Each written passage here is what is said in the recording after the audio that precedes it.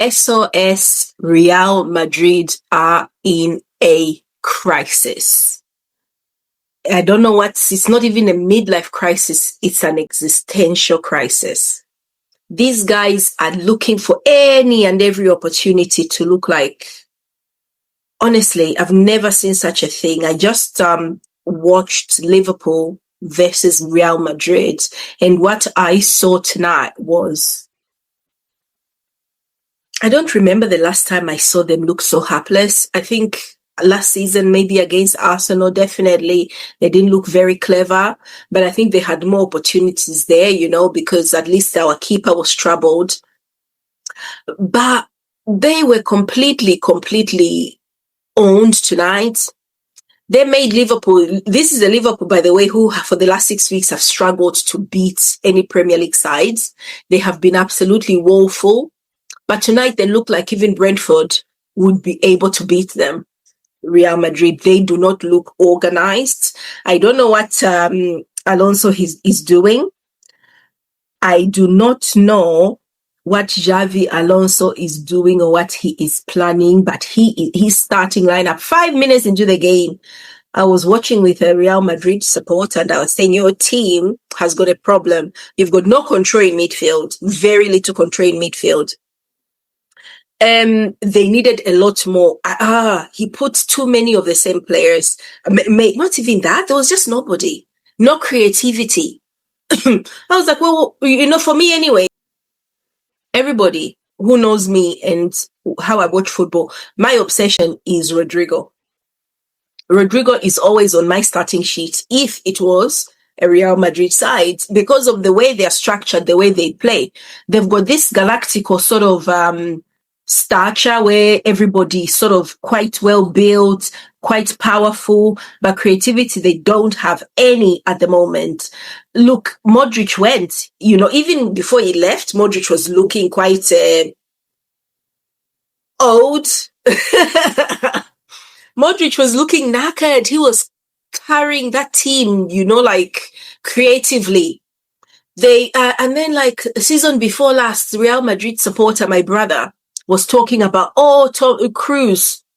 Cruz was the guy who used to give us some opportunities for midfield. Well, Cruz decided to retire. I don't know why he just disappeared off the face of the earth like that. It was so weird because it wasn't like his form had dropped or anything, but he left them in the lurch. They haven't invested. They were obsessed with Kylian Mbappe the other season. They haven't done anything to improve their creativity in that midfield. They did the same. Whatever they did against Liverpool, they failed the same way with Arsenal when we did them home and away in the quarterfinal last season. Honestly, they look so vulnerable. Let's have a quick look at, their man of the match tonight for Real Madrid was Courtois, their keeper. What an amazing performance. He was the only one tonight who looked like a world beater. He was the only one tonight who looked like a top-class player. A world-class player. Everyone else, oh my days, disgrace. Oh, okay, let me not be so bad. Carreras, my brother was like, you should watch Carreras. Every time Carreras plays, Yamal dies. And he held down a lot of Mo Salah's effectiveness. He cooked him a few times, but mostly the reason Mo Salah didn't get a shot on target or do anything with that, it's because Carreras held it down. Him and Courtois can hold their heads up.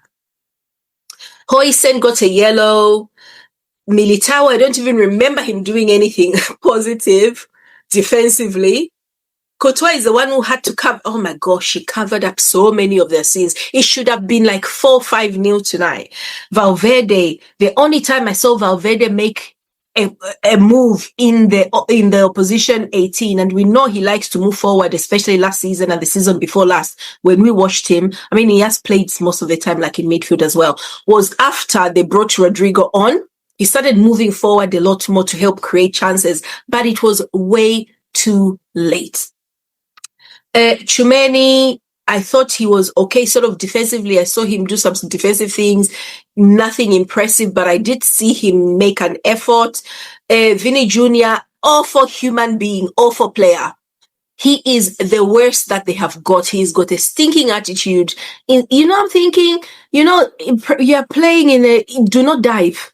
Do not go down too easily. You are in the 18. Get hold of that ball and do something with it. And then if something happens, the VAR are going to spot it.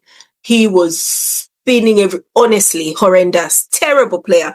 As a neutral, I do not like this guy because I don't think he helps his team at all with some of his foolishness.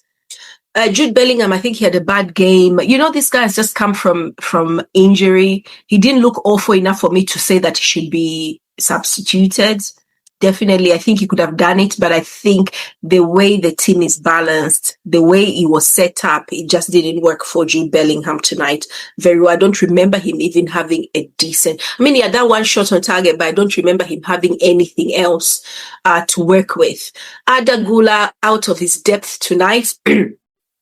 The issue is he was in that midfield with these monsters. Gravenberch is a complete monster.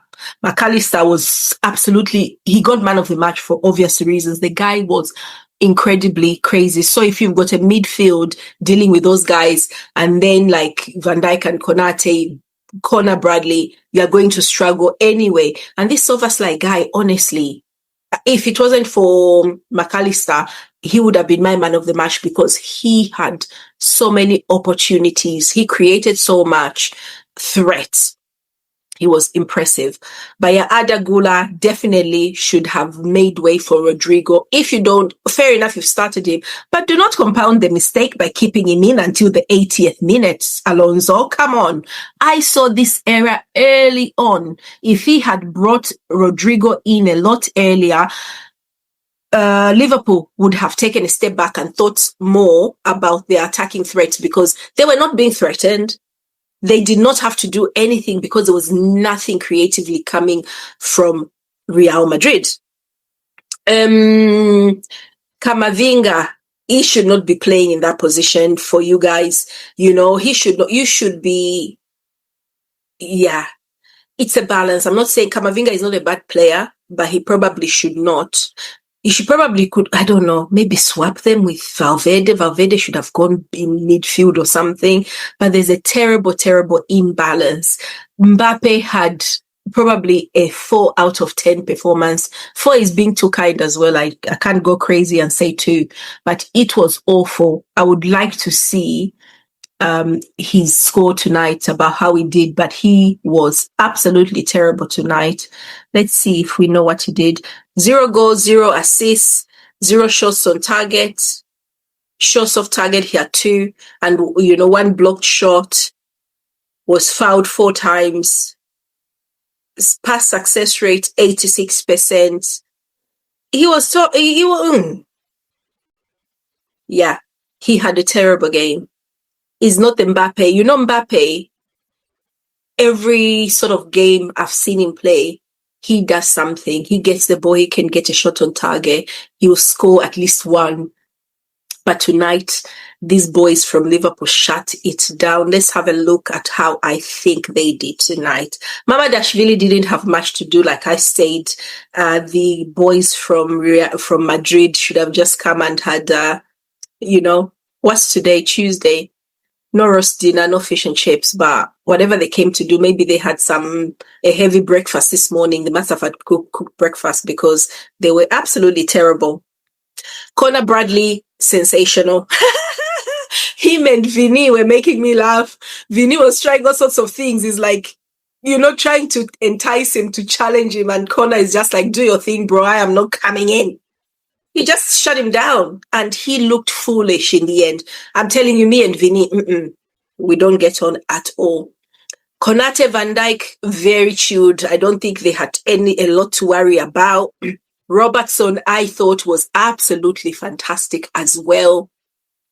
Szoboszlai, insane. Great performance. Ryan Gravenberch and Mac Allister, I'm going to put those two together because together they make that team so stable. They were so stable in that midfield. They controlled a lot defensively and offensively. They were absolutely great. Mo Salah just existed. He had a few opportunities. He cooked. He tried to cook Carreras. He did him a few times, but in the end, I think it was sort of like a good matchup. But Mo Salah, however he's being played, he's waning a little bit. Hugo Ekitike, what a player, isn't he? He's beautiful. He's such a brilliant player, this guy. I like him. I've always liked him. He's a great player. I can never say this, Florian. Is it Wirtz or Wirtz? Whatever his name is. He was all right. Nothing impressive for me. He was okay. Chiesa came on for him. Cody Gakpo came on. Honestly, Curtis Jones came on as well. For Real Madrid, Rodrigo, Alexander-Arnold came on in the 81st minute. Didn't even notice he had like a cross that ended up going for I think a throw-in or something. It was not great. I mean, imagine bringing on Alexander-Arnold for Adagula. Alonso is a mess. Brahim Diaz came on for Valverde. Alonso at the end was panicking. It was panic stations. It was a mess. And yeah, it was incredible. But you know, in the end, Liverpool did Real Madrid. They deservedly got the win, because when you go out to play in the Champions League, yeah, you need to, it's a big boys club. I keep saying it. The Champions League is a big boy club. You just don't turn up and, you know, you think you're going to get away with it. Not anymore. There are so many big teams and they are all meeting in the first round of this new format. A lot of big teams are not going to make it to the other side. And, you know, like last season, Real Madrid might not even make it for the playoffs. I wouldn't be shocked because they're that bad. But let's see. Maybe Alonso is learning something quickly, but I can't see it. What do you guys think? Am I exaggerating? I think Real Madrid are in crisis at the moment in the Champions League, and something needs to be done about the way Alonso is approaching the setup of this match. Right. Thank you so much. You guys join me for the full roundup of the Champions League games in another video. I'll be talking to you very soon. Thank you very much.